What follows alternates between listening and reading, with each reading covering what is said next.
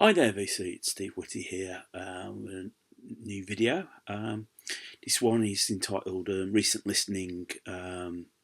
Next one is volume number one. It's sort of like, I think, rather than just say new finds, I'm just going to show off what I've been listening to recently, mainly what I've recently purchased. But this is the first video I've done in a few weeks. It has been a little bit quiet. It's been a bit of a period of reflection for me, as I posted on my Facebook on the Facebook page. February's not a good month personally for me. Just too many. There's just an bad anniversary which all culminates at Valentine's Day, and it's nothing to do with our relationships. It's just one of the saddest events.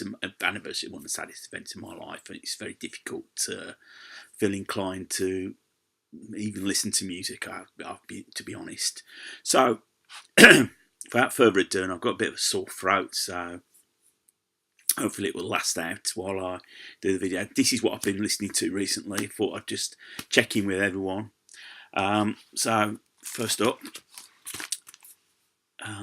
"Love It to Death" by Alice Cooper. I'm just thinking when this came out. There's the band there, and then the back. It's got on here "I'm 18," which is probably his first hit for him. "Is It My Body's" on here, the Ballad of Dwight Fry, and also his version of "Sun Rise." It came as a surprise when I first heard it years ago. So pleased to pick up some Alice Cooper. Next up, this is "The Gospel According to the Men in Black" by the Stranglers. Came out in 1981, and this album sort of marked a shift in their musical direction. The sound was becoming a bit more subtle. In fact, the opening track, "Waltz in Black," was used as the theme music to a TV chef in the UK, Keith Floyd, who was our best. If you've never seen him, I was just talking to probably my overseas viewers. Was just sort of like Bon Vivant, but very eccentric Englishman. You've also got on here. What else is on here? I'm trying to think which is the just like "Nothing on Earth" is probably a single that came off here.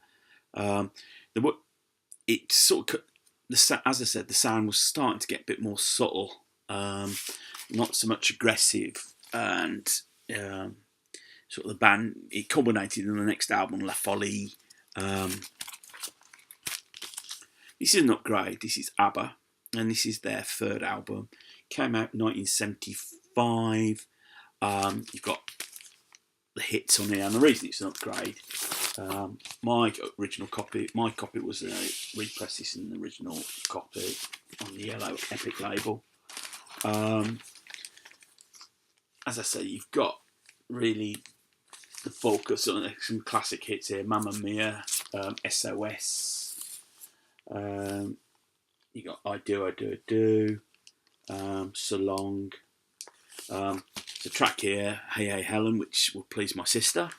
But the thing I like about the ABBA albums, I know for some people that don't do it, there's some curveballs in here. So the intermezzo, sort of like give Benny Anderson a chance to sort of like play about a little bit. Certainly more, I think, internationally, the breakthrough album for the band. This Joan Armatrading I'm a big fan of, and this is "Shooting Star," which came out in 1988. I would say she's an artist that can do very little wrong in my eyes. Though having said that, I think this album does suffer a little bit for being like a typical 80s album. I think the bass guitar and just the production. She produced it herself. It's an album that does suffer from 80s production. And though the songs are good on it, I just think it does sound a little dated now. having listened to this for the first time recently. 12-inch single, and this is Heart of Glass by Blondie. Their first #1 in the UK in 1979. Originally, according to Mike Chapman, it came in as a bit of a country song, and he just jazzed it up a little bit into like a disco, a disco sound to it. And the video was filmed at Studio 54, the iconic disco venue club at the time.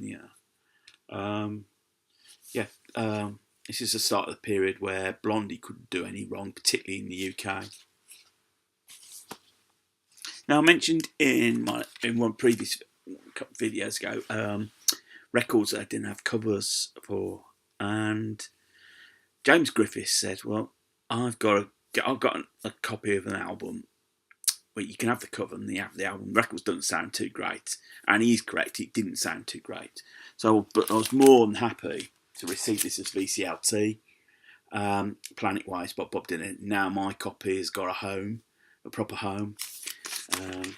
So you've got obviously the cover, and then you've also got, I could best describe a sort of like a cover to hold the record in. So James, thank you for that.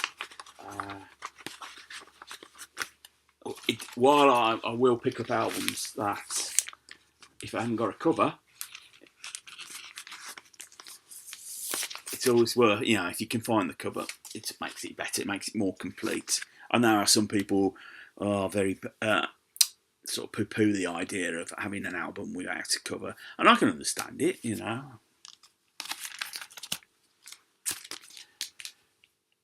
I would love to say this is a great album, Maggot Brain by Funkadelic. I picked this up, pennies. Side one's a bit shot, to be quite honest, so I am going to look for an upgrade. This is a mid-80s reissue.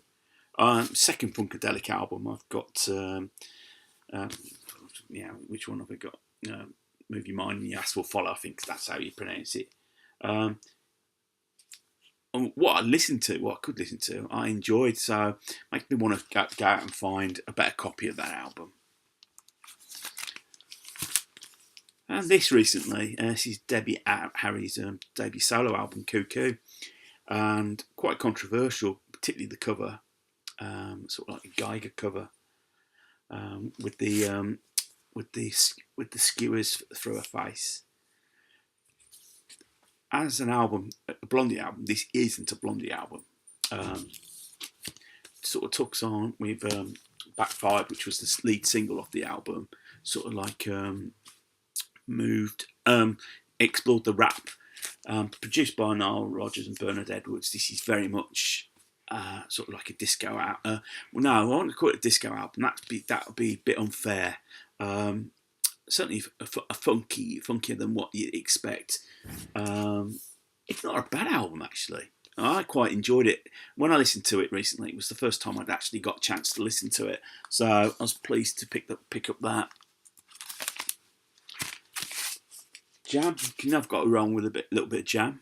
This is The Gift. This is their final studio album. It came out in 1982. Singles on here, you've got Precious and Town Called Malice, which was a double A side, struck #1 for them. Just Who This, The 5 O'Clock Hero was another single for them. Incarnation, you've got probably the best song that Paul Weller wrote that never was a single, in my opinion. I enjoyed the album, but you could sense the direction Paul Weller was going. He wanted, I think, to branch out. I think he felt a bit confined with the 3-piece, and by the end of the year, the Jam were no more.